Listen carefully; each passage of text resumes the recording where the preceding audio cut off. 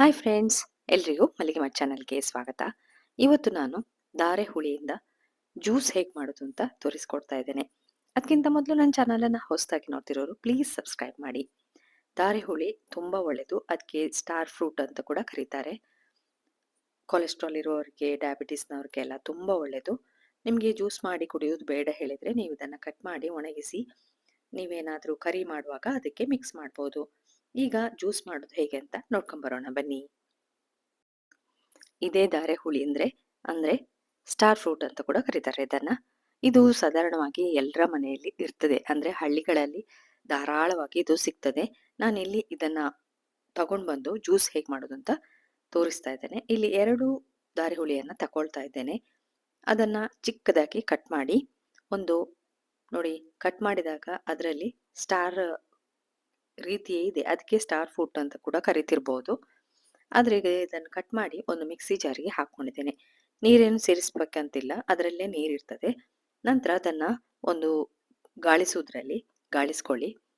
ನೀರನ್ನು ಮಾತ್ರ ಅಂದ್ರೆ ಜ್ಯೂಸನ್ನು ಮಾತ್ರ ತಗೊಳ್ಳಿ. ನೋಡಿ, ಇಲ್ಲಿ ನಾನು ಜ್ಯೂಸನ್ನು ಮಾತ್ರ ತಗೊಂಡಿದ್ದೇನೆ.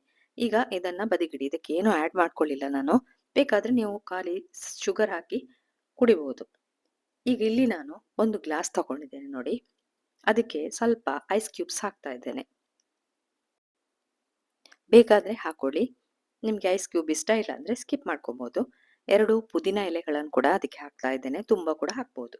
ನಂತರ ಒಂದು 1/4 ಸ್ಪೂನ್ ಅಷ್ಟು ಕೆಂಪು ಮೆಣಸಿನ ಪುಡಿಯನ್ನ ಹಾಕಿ, ಹಾಗೆ ಒಂದು 1/4 ಸ್ಪೂನ್ ಅಷ್ಟು ಬ್ಲ್ಯಾಕ್ ಸಾಲ್ಟ್, ಹಾಗೆ ಸ್ವಲ್ಪ ರುಚಿಗೆ ಎಷ್ಟು ಬೇಕಷ್ಟು ಉಪ್ಪನ್ನು ಕೂಡ ಸೇರಿಸಿ ನೀವು ಜ್ಯೂಸ್ ಮಾಡಿ ಇಟ್ಕೊಂಡಿದ್ದೀರ ನೋಡಿ, ಅದನ್ನ ಇದಕ್ಕೆ ಹಾಕಿ ಗ್ಲಾಸಿಗೆ ಹಾಕಿ ಮಿಕ್ಸ್ ಮಾಡಿ ಮೇಲ್ಗಡೆ ಬೇಕಾದ್ರೆ ಪುದೀನ ಎಲೆಗಳನ್ನ ಉದುರಿಸ್ಕೊಳ್ಳಿ. ನಂತರ ಒಂದು ಸ್ಟಿಕ್ಕಿಗೆ ಪೀಸಸ್ ಅಂದ್ರೆ ಧಾರೆ ಹುಳಿಯ ತುಂಡನ್ನು ಹಾಕಿ ಗಾರ್ನಿಶ್ ಮಾಡಿ. ಎಷ್ಟು ಚೆನ್ನಾಗಿ ಕಾಣ್ತಿದೆ ಅಲ್ಲ. ಕುಡಿಲಿಕ್ಕೂ ಕೂಡ ಅಷ್ಟೇ ಸೂಪರ್ ಆಗಿದೆ. ನೀವು ಇದನ್ನ ಒಮ್ಮೆ ಟ್ರೈ ಮಾಡಿ.